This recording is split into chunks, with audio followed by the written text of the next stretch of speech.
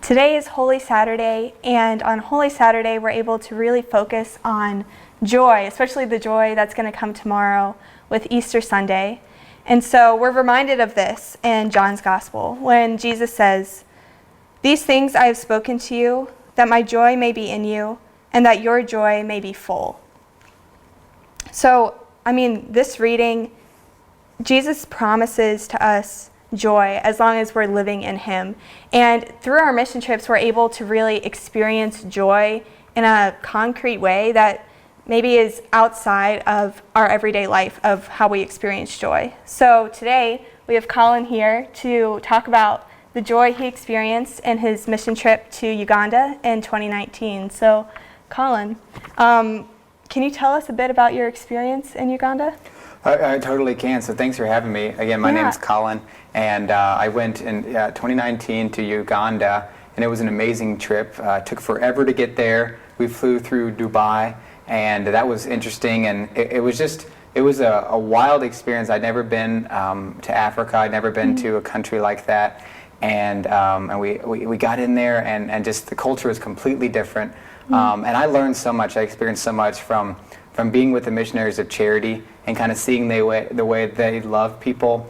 We actually were staying at their home for children with special needs, special accommodations, and so quite the spectrum of physical, mental, and emotional issues, and kids that would have been kind of literally thrown away by their parents. The missionaries took them in, so we were living with them, helping them, and Father Joseph Lugalambi, a priest here on campus, he is from there, and he took us around and kind of showed us his hometown, showed us his home country, and so we got to go out into the cities. My friend almost got pickpocketed. Oh, no. It was crazy. It was wild. People were yelling at us, but people were so good in general. We met some amazing people. Being able to be with the missionaries as they went out, they were delivering Holy Communion for hours a day. They walked 10, 15 miles, walking through the streets, delivering Holy Communion to sick people, to older people. That's incredible. That weren't able to come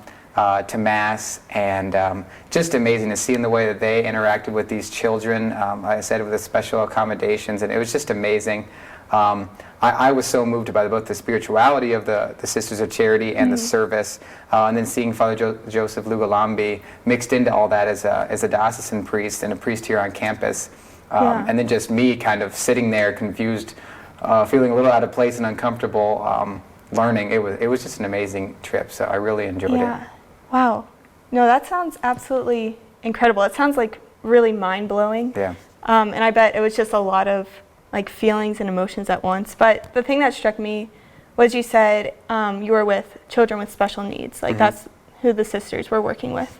And my experience with children with special needs is that they're often the most joyful, which is sort of strange in a way, because I don't know, I wouldn't initially think that they're the ones most full of joy because they have so many difficulties.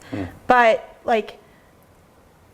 I think they experience joy in the most pure and genuine sense. How was your experience with joy, both with them and also the Sisters of Charity and Father Joseph? Oh, it was unbelievably joyful to see them, but it's still difficult. There was this kind of compound, and as we entered it, to the one side there was a wall, and then to the one side was where all the kids were, and it was, to be honest, very hard for me to interact with them sometimes.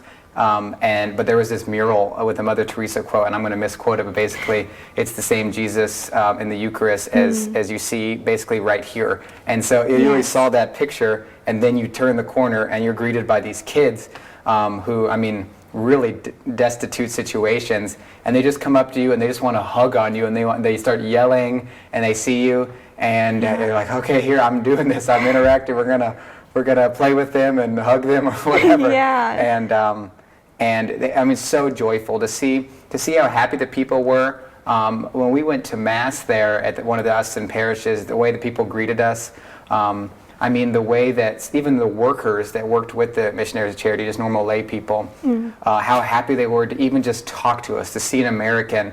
And I'm thinking, oh, I thought I'm supposed to come here to help you guys, and all you want to do is just help me. I mean, they wanted to give me stuff. They wanted to buy me stuff. Wow. They wanted to, send me postcards and send me letters.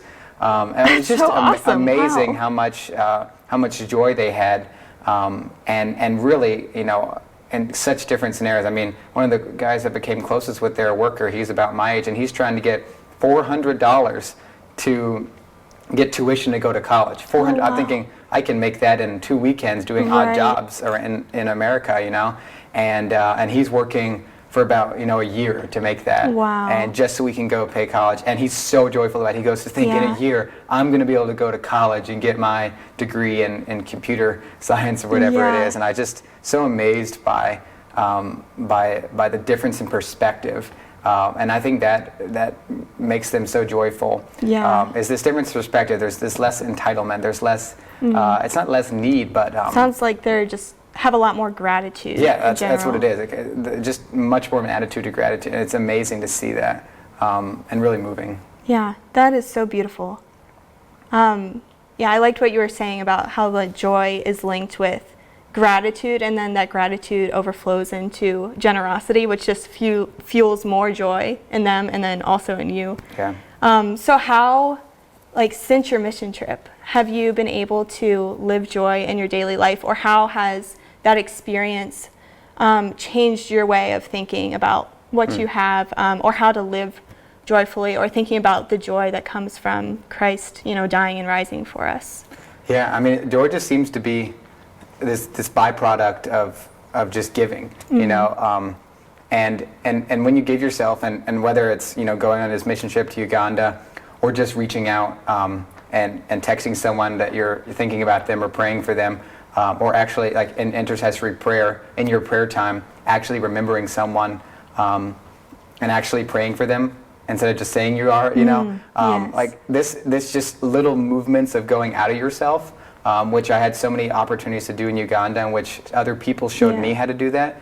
That really changed the way I view, my life, and really helped me grow in joy, and just to see the attitude too, Father Joseph's parents, they have 14 adopted children they've kind of taken in, and they make no money. They're old. His mother is dying of cancer. They took us to their house. They roasted us a whole pig. Oh my goodness. And fed us basically a 4-course dinner with dessert, and then entertained us and sang songs for us.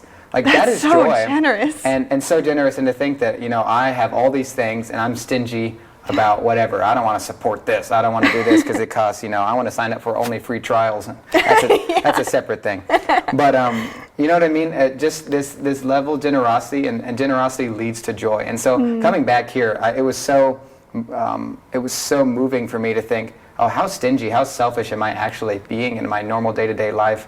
And what can I learn from the people in Uganda about how to live a generous, joyful life, because those two things go together. Absolutely. And it really has changed my perspective, and has really helped me grow as an individual, and just I'm a lot more joyful afterwards, especially just having to be able to think about what I learned brings me back into that joy. So. Yeah, no, absolutely.